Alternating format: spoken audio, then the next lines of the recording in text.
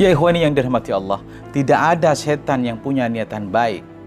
Sejatinya, setan punya niatan untuk menghancurkan manusia di muka bumi ini, agar senantiasa tidak melakukan perkara yang baik dan melakukan perkara yang buruk.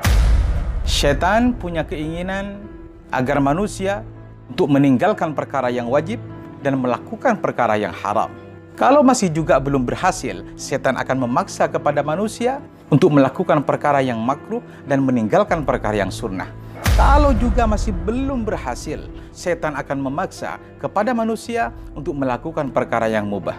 Yang penting kita tidak mendapatkan pahala daripada Allah Subhanahu wa taala. Walihada di zaman dahulu ada seorang pemuda yang saleh dan ya istiqomah dalam salatnya, baik sama tetangga, kemudian akhlaknya juga baik. Di suatu hari, ianya terbangun daripada tidurnya pada saat subuh. Kemudian ia pun bergegas ke kamar mandi untuk mengambil wudhu. Kemudian setelah mengambil wudhu, ternyata hujan deras banget. Sehingga ia mengatakan, bagaimana aku bisa ke masjid sementara hujannya lebat seperti ini? Nanti kalau aku jatuh, bisa basah kuyup nih. Sudah. Akhirnya, si pemuda ini pun memutuskan untuk sholat di rumah. Dan hujan itu dianggap sebagai udhur. Singkat cerita, si pemuda ini pun menggelar sejadah. Kemudian ketika hendak mau bertakbir, hatinya tergerak untuk pergi ke masjid. Allah, tergerak hatinya. Lalu ia mengatakan, aku merasa tidak sedap nih kalau aku nggak sholat di masjid. Dah, aku berangkat saja. Akhirnya si pemuda ini pun berangkat ke masjid, berpayungkan dedaunan kala itu. Sebelum jauh meninggalkan rumahnya, maka si pemuda ini pun terjatuh benar. Ya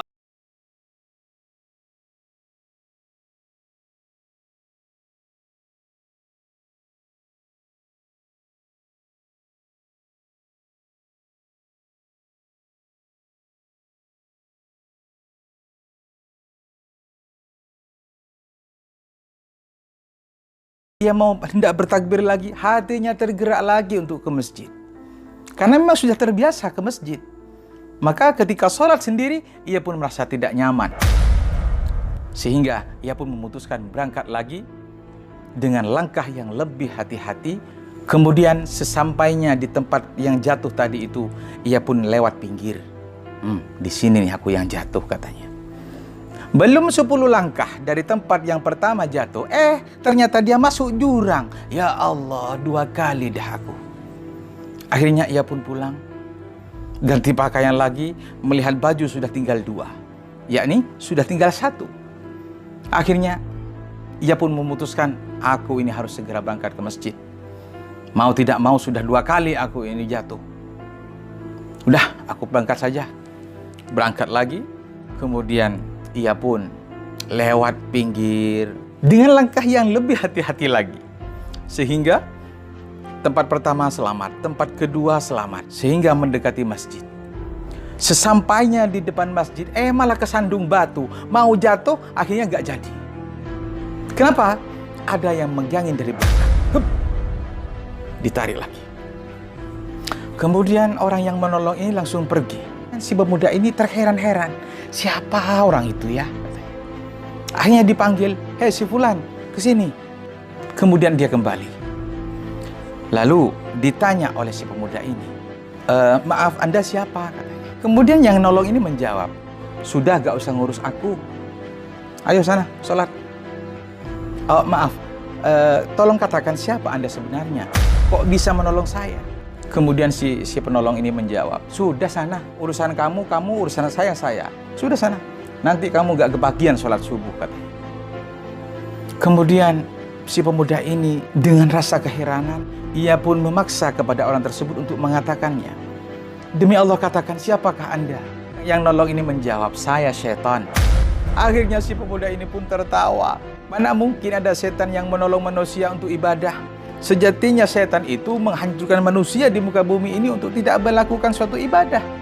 Kenapa setan kok bisa nolong saya? Emang kenapa?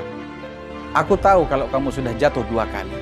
Kamu tahu apa yang Allah kasih sama kamu gara-gara kamu jatuh itu? Tidak, katanya. Pertama, kamu ambil wudhu, kemudian berangkat ke masjid, sampai depan rumah kamu terjatuh. Balik lagi ke rumah, ganti pakaian. Allah telah mengampuni dosa-dosa kamu dari sejak kecil sampai detik ini. Dihapus semuanya sama Allah. Kemudian kamu berangkat lagi, masuk jurang, pulang lagi, ganti pakaian, berangkat lagi. Allah telah mengampuni seluruh anggota keluarga kamu. Siapa yang gak mangkel? Oleh karena itu, aku sudah capek-capek bikin mereka semua sesat. Hanya karena kamu jatuh 2 kali, proyekku gagal semuanya. Untuk mereka semua berbuat dosa kepada Allah. Karena itu aku tolong kamu. Aku tidak mau Allah Ta'ala mengampuni orang-orang seluruh kampung sini gara-gara jatuhmu yang ketiga kali itu. Ya Allah, itulah setan ya ikhwan. Maka tidak ada setan yang punya niatan baik. Kalaupun ada, itu ada maunya yang akan mendatangkan kemudaratan kepada kita semua. Oleh sebab itu hati-hati. Fi kitabil karim Allah Ta'ala berfirman, A'udzu billahi minasyaitonir rajim. Wa qul rabbi a'udzu bika min hamazatis syayatin wa a'udzu bika rabbi ay yahdurun.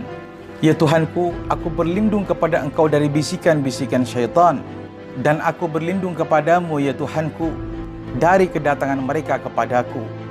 Oleh sebab itu, ayo kita hati-hati, karena syaitan selalunya akan mengintai kita setiap saat. Syaitan tidak akan mencuri hartamu. Syaitan tidak akan mencuri duitmu, laptopmu, apalagi HP-mu, terlebih perhiasanmu. Tidak. Karena syaitan tahu bahwa harta yang paling tinggi adalah keimanan kepada Allah Subhanahu wa Ta'ala. Faham? Oleh sebab itu, sangat ruginya manusia yang sudah hampir sukses masih dapat digagalkan oleh syaitan untuk mendapatkan hidayah, untuk mendapatkan pahala daripada Allah Subhanahu wa Ta'ala. Oleh sebab itu, berhati-hatilah. Sekali lagi saya katakan bahwa tidak ada syaitan di muka bumi ini yang punya niatan baik. Akan tetapi, sejatinya syaitan akan menghancurkan. Subhanakallahumma wa bihamdika asyhadu an la ilaha illa anta astaghfiruka wa atubu ilaik. Saya Widit Abdullah. Assalamualaikum warahmatullahi wabarakatuh.